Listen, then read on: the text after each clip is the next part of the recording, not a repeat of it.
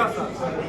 Όλα τα MC, τα MCC, όλες τις μοτοβολέσχες, τους φίλους μας και τα αδέρφια μας που ταξίδεψαν από όλα τα μέρη της Ελλάδας.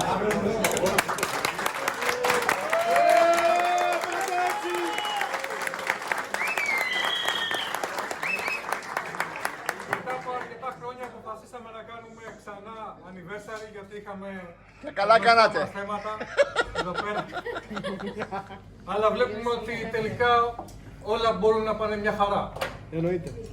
Πριν κόψουμε όμως την τούρτα μας, θα ήθελα να σηκώσουμε όλοι τα ποτήρια μας στη μνήμη ενός αδερφού μας που έφυγε αυτές τις μέρες το 2021, το Steve, ο οποίος βοήθησε πάρα πολύ και στο στήσιμο αυτού του Clubhouse.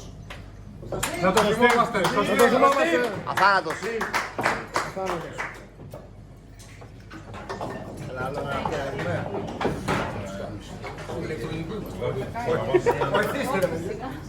Λογοβόλο. Βγάλε το ηλεκτρονικό και αναψέτε. Βγάλε το ηλεκτρονικό και αναψέτε.